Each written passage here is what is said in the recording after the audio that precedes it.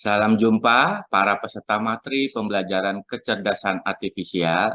Kita lanjutkan ke materi berikutnya, yaitu metode-metode yang umum yang ada di AI. Pertama adalah neural network atau jaringan syaraf tiruan. Jaringan syaraf tiruan meniru kemampuan neuron pada manusia. Jadi, kita dapat berpikir dengan baik, dengan cepat itu karena aktivitas neuron yang banyak, miliaran neuron yang ada di otak manusia. Nah, ini dijadikan bahan untuk ditiru menjadi neural network. Ya, ceritanya sejak 1943, Warren McCulloch dan Walter Pitt memperkenalkan perhitungan model neural network yang pertama kali. Ya, di mana pada neuron kita tahu ada bagian yang mengirimkan impuls yang diterima ke badan sel saraf, yaitu disebut dendrites. Ada yang namanya akson, mengirimkan impuls dari badan sel ke jaringan lain. Ya. Dan sinapsis berfungsi sebagai unit fungsional di antara dua sel saraf. Nah, ini neuron asli pada otak manusia, ada dendrit, akson, sinapsis, itu diterjemahkan menjadi jaringan saraf tiruan seperti gambar di bawah ini. Apabila ada input-inputnya dijumlahkan, disumasi dengan tambahan nilai bias, maka jika nilai inputnya mencapai ambang atau threshold, maka outnya akan aktif. Jika belum mencapai ambang, nilai ambang, maka outnya 0. Misalnya seperti itu. Satu neuron ini menjadi satu jaringan saraf tiruan yang kita sebut sebagai perseptron. Kalau perseptronnya banyak, kita sebut nanti multi-layer perseptron. Jadi kalau hanya perseptron hanya mampu menghitung untuk data yang simple. Tapi kalau untuk kasus yang susah, untuk memprediksinya dibutuhkan rancangan multi-layer perseptron yang lebih kompleks. Begitu prinsipnya ya. Nah, ini adalah perhitungan matematisnya. Jika inputnya X, dengan tiap input ada bobot weight, dan ada inputan bias untuk penyesuaian, maka disumasi outputnya adalah nilai bias ditambahkan dengan sumasi dari input kali bobot. Ya, seperti itu. Misalnya untuk apa prediksi yang simple? Menerima input gerbang AND atau OR, itu bisa diprediksi outputnya menggunakan perseptron. Nah, pada saat di output, sebelum masuk ke output, ada fungsi aktivasinya tadi kan, untuk ke nilai ambangnya. Yang umum adalah menggunakan fungsi aktivasi sigmoid dengan rumus 1/1 plus epsilon pangkat min X, ya, min X itu outputnya, atau tan hiperbolik. Sehingga penerapan algoritma perseptron untuk nilai aktivasinya adalah tadi penjumlahan dari nilai bias ditambahkan dengan jumlah input kali bobot. Ya, jika nilai aktivasinya besar dari sama dengan 0, misalnya, maka nilai prediksinya 1 atau aktif. Kalau kurang dari 0, misalnya, atau kurang dari 0, misalnya, nilai prediksinya 0. Ya, seperti itu. Itu prinsipnya. Jadi, bisa untuk prediksi. Nah, kalau tadi kumpulan perseptron yang lebih kompleks, kita sebut multi-layer perseptron. Jadi, inputnya di dalamnya ada hidden layer untuk membantu perhitungan. Sama kalau komputer semakin banyak transistornya di dalam prosesor kan semakin cepat dia menghitungnya. Ya, seperti itu. Bisa 2 hidden layer dan sebagainya. Semakin kompleks dia semakin mampu untuk memprediksi kasus-kasus yang kompleks. Ya, seperti itu. Contoh penerapan multi-layer perseptron pada games, misalnya dengan input enemy, sound, death, low health, ya, diprediksi nanti apa outputnya ada 5. Apakah harus nyerang, atau wander, atau retreat, atau chase, atau spawn. Ya, nah ini bisa diprogram sehingga gamenya menjadi cerdas untuk bisa memutuskan sendiri aksinya berdasarkan 4 input tersebut. Ya, jadi kita mengembangkan sistem cerdas berbasiskan neural network. Contoh penerapannya misalnya untuk prediksi tingkat politikal pada seseorang dengan jenis kelamin, umur, tempat tinggal, dan income tahunan dari data pelatihan yang kita berikan. Misalnya kalau usia 25, lelaki, lokasinya rural, $63.000, income-nya, political inclination-nya misalnya konservatif. Dan seterusnya kita training dia, sistem kita dengan data ini. Lalu kita bisa prediksi testing data. Kalau dia lelaki usia 38, urban, $49.000 gajinya, berapa? Apa kecenderungan politik seseorang tersebut? Ya, tanda tanya di sini. Dengan model neural network, dia bisa prediksi. Hingga program yang kita kembangkan, dia bisa prediksi. Ternyata political inclination-nya, kecenderungan politiknya adalah moderat. Begitu ya penerapannya. Misalnya untuk prediksi nilai harga saham, misalnya itu juga bisa. Ya, pengambilan keputusan intinya bisa juga. Paham ya? Tolong Anda pelajari dasar neural network, pemrogramannya menggunakan Python. Ya, contoh di Python ada kelas NLP classifier ya. Dengan misalnya data training ada array X sebagai inputnya, banyaknya sampel sama fitur, dan outputnya array Y misalnya. Ya, untuk melihat outputnya apa. Sehingga kita coba di sini. Ini data inputnya, vektor X, outputnya seperti ini. Dengan menggunakan kelas NLP classifier, kita training dia, lalu kita coba predik. Inputnya segini, outputnya apa. Inputnya segini, outputnya apa. Inputnya segini, outputnya apa. Sehingga dia bisa prediksi kalau inputnya 00, outputnya 0. Inputnya 1,2, 1,5, lihat mirip. Ini 1,5, 1,5, tapi ini inputnya 1,2, 1,5. Outputnya masih tetap dia bisa prediksi 1. Karena di sini dia outputnya pinginnya 1 kalau 1,5, 1,5. Anggap aja ada error data, ada ketidaksesuaian informasi, tapi masih dekat dengan 1,5 kan, 1,2. Sehingga outputnya masih bisa prediksi 1.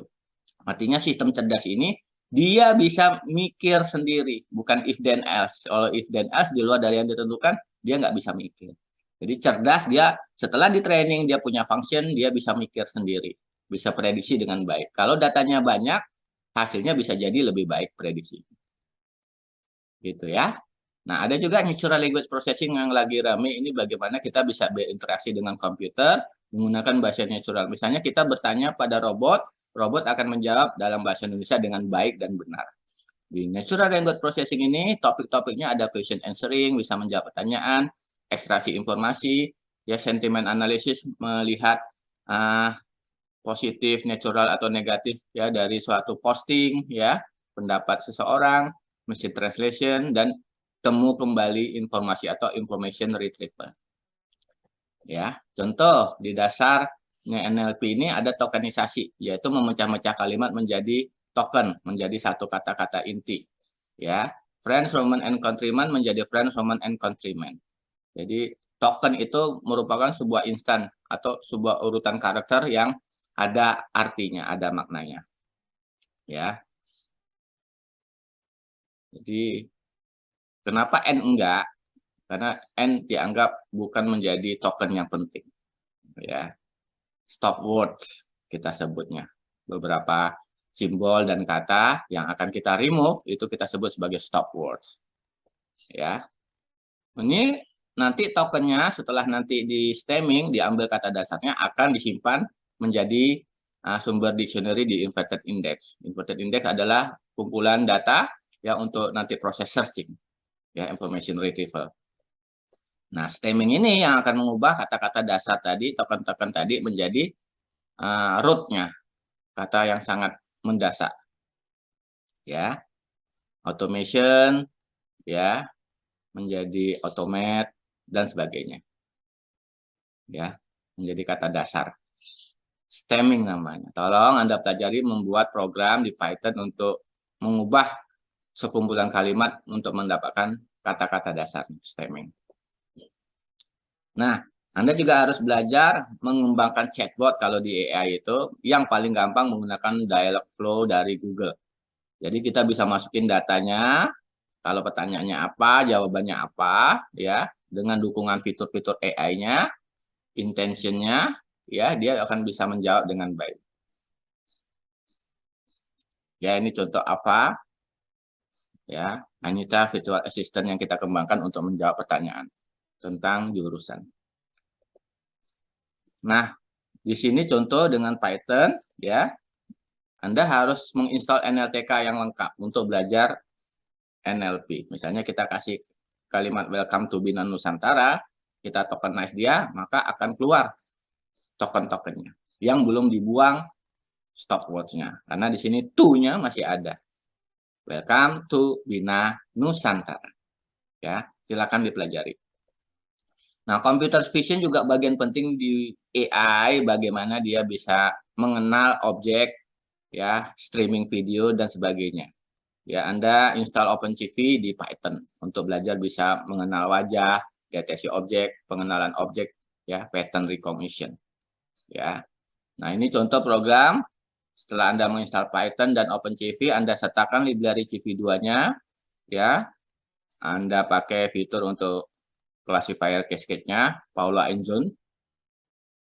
Ya, di sini Anda coba deteksi dari streaming video atau gambar untuk deteksi wajah. Paham ya? Sehingga wajah yang terdeteksi itu akan diberikan kotak. Tentu Anda harus menggunakan library frontal face. Ya, kalau body, library untuk deteksi body. Ya. Ini contoh lain lagi, bisa mendeteksi berbagai macam wajah, ya, untuk misalnya counting people, misalnya dalam satu ruangan, kan begitu prinsipnya. Nah, ini program untuk deteksi wajah juga, ya.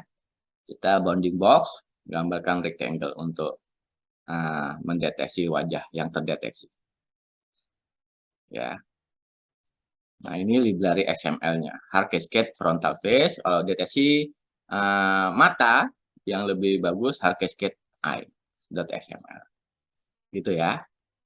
Nah, platform untuk belajar computer vision dengan kemampuan processing yang tinggi, Anda perlu embedded system, misalnya pakai Jetson Nano. Misalnya Anda ingin mengembangkan autonomous car menggunakan kamera untuk berjalan mengikuti garis. Nah, di Jetson Nano ini sudah ada prosesor yang mendukung GPU yang memadai. Ya, silakan dicoba dimiliki. Hingga bisa mendeteksi objek, ya, mengenal wajah dengan sangat cepat. Ya, contoh Anda diminta membuat program pengenalan wajah menggunakan computer vision pada Android. Jadi bikin aplikasinya di handphone menggunakan TensorFlow, platform untuk deep learning. Anda harus belajar, harus buat sampai bisa, karena Anda harus menguasai AI, itu berarti Anda harus menguasai TensorFlow, deep learning, computer vision. Tanpa Anda latihan sampai jadi, Anda tidak akan menjadi talenta digital yang handal. Ya. Ini contoh misalnya untuk e-tilang, deteksi kemacetan, ya, contohnya di sini dengan library Matplotlib untuk grafik, deteksi gambar, ya, Anda bisa menghitung banyaknya kendaraan. Misalnya ini program yang saya buat, ya, di jalan tol. Itulah AI, ya, cerdas. Deep learning ini yang teknologi baru untuk bisa mendeteksi objek dengan sangat cepat, sangat cerdas sekali, mampu untuk pengenalan jenis penyakit dengan melihat dari kornea mata kita, misalnya seperti itu, bisa. Ya, jadi Anda setelah install Python, install TensorFlow dan Keras, ya, untuk bisa belajar deep learning. Nah, sebagai latihan, pertama buat program Python untuk computer vision yang mendeteksi wajah dan mata serta menghitung jumlah wajah yang terdeteksi pada webcam. Misalnya ada 5 wajah, ya berarti tampilkan total 5 wajah. Ya, buat program chatbot sederhana bahasa Indonesia menggunakan Dialogflow. Ya, nanti aplikasinya sudah muncul itu di web kalau sudah dijalankan. Lalu pelajari untuk prediksi yang simpel menggunakan bias rule, aturan bias. Ya, dari histori data yang ada, dia bisa prediksi hari ini hujan atau tidak. Nah, saya minta Anda belajar mandiri, pelajari rumus bias rule, ya, untuk prediksi. Oke, paham? Jika ada masalah, silakan menghubungi saya. Selamat belajar, selamat menjadi calon talenta digital RI. Setelah itu Anda lanjutkan ke materi berikutnya. Terima kasih.